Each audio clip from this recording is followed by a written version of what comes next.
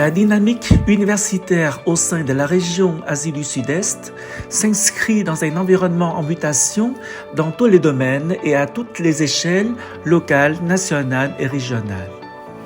Outre des missions académiques classiques, les établissements d'enseignement supérieur au Vietnam et au Cambodge doivent faire face aux grands défis.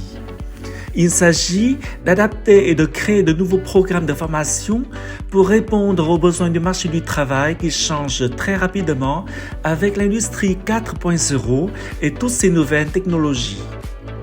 Il leur faut également renforcer la recherche et l'innovation pour répondre efficacement au développement socio-économique de chaque pays, ainsi que l'employabilité et l'entrepreneuriat étudiant pour qu'ils puissent trouver rapidement un emploi sur le marché du travail après l'université.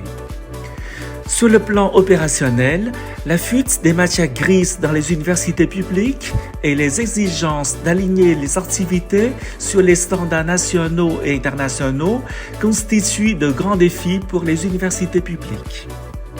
Et avant tout, un très grand défi dans un contexte d'autonomisation universitaire, il s'agit de repenser ce modèle de gouvernance universitaire et d'appliquer un nouveau mode de fonctionnement. C'est dans ce contexte que le projet PURSIA, pilotage universitaire rénové dans l'Asie du Sud-Est, a été créé et financé par l'Union européenne. Il s'agit d'un projet Erasmus+, CBHE, Capacity Building, qui est réalisé pendant 3 ans et demi, de janvier 2020 à juillet 2023. 16 institutions participent à ce projet, dont 8 européennes et internationales et 8 universités asiatiques, dont 6 vietnamiennes et 2 cambodgiennes. L'Université de Hanoï, Vietnam, coordonne le projet avec le soutien de l'Agence universitaire de la francophonie dans la gestion administrative et financière. Le projet vise à mutualiser les savoirs et savoir-faire en matière de gouvernance universitaire rénovée et contextualisée afin de renforcer la capacité de gouvernance des universités partenaires à travers 3 objectifs spécifiques. Objectif 1. Élaborer les méthodes et les outils nécessaires à l'amélioration des plans stratégiques de développement des universités partenaires et à la conception de leur plan d'action opérationnel. Objectif 2. Mettre en œuvre un plan d'action prioritaire dans chaque université partenaire, son dispositif de pilotage et d'accompagnement au changement. Objectif 3. Élaborer les outils qui permettront la mutualisation et la diffusion d'une offre régionale d'expertise en planification stratégique et sur les procédures d'évaluation de la gouvernance de la gestion des universités. Depuis lors, pendant 3 ans et demi, 10 lots d'activités ont été organisés, encadrés par les établissements européens et mis en œuvre par les partenaires asiatiques. Lancé le 26 février 2020, le projet a démarré avec des activités des lots 2, 3 et 4 portant sur l'autodiagnostic des environnements internes et externes, ainsi que le degré d'autonomie de chacune des 8 universités asiatiques. L'outil utilisé est un questionnaire construit selon le modèle SWOT et la méthode de gestion de la qualité PDCA couvrant 10 domaines d'activité de l'université: gouvernance et management, ressources humaines, finances, formation, licence et master, formation doctorale, recherche, partenariat, communication, système d'information, service à la communauté. Plusieurs parties prenantes de l'université ont répondu à ce questionnaire: le corps professoral, le personnel administratif, les étudiants, mais aussi les partenaires socio-économiques. Il s'agit d'une approche participative du bottom-up qui n'existait pas avant dans plusieurs universités. Une fois le questionnaire est rempli, les données ont été analysées avec un outil appelé Building Development SWOT, appelé encore le BDS. Les résultats de ces analyses ont servi à la rédaction des stratégies de développement de l'université lors du lot d'activité 5. Grâce à ces activités, 3 universités asiatiques ont pu élaborer un nouveau plan stratégique de développement pour la période 2020-2030 et 5 autres universités asiatiques ont pu améliorer le plan stratégique actuel.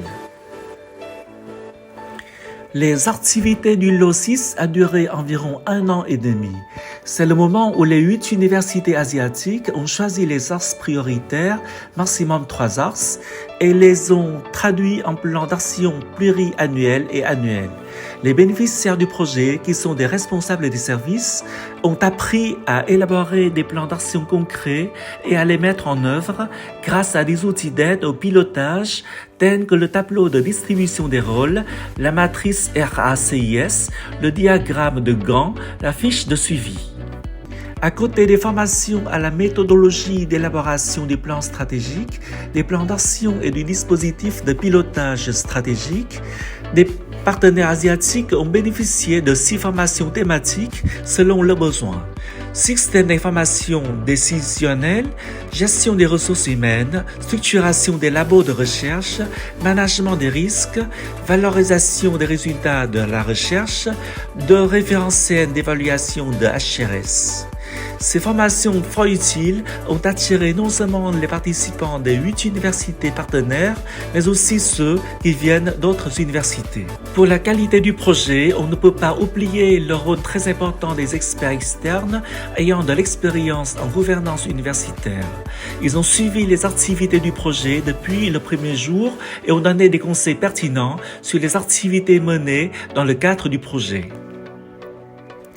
Les impacts observables du projet au sein des universités asiatiques sont nombreux et plusieurs universités se sont engagées à continuer cette démarche dans le futur pour sa pérennisation.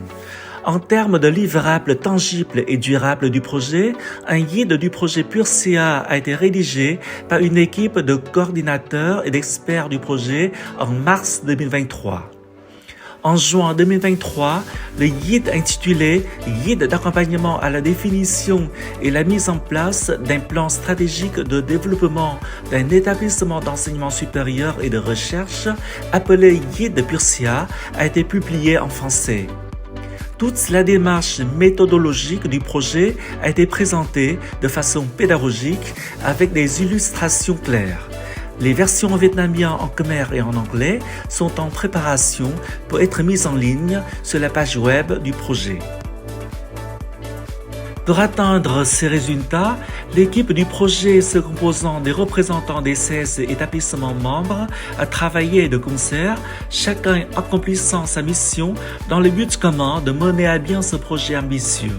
Ensemble, ils ont passé des moments difficiles pendant la pandémie de Covid-19. Le projet arrive à son terme, mais resteront pérennes les beaux souvenirs des séances de travail en commun, des discussions, ainsi que l'échange culturel, la compréhension mutuelle et l'amitié entre les collègues venant de différents pays et continents.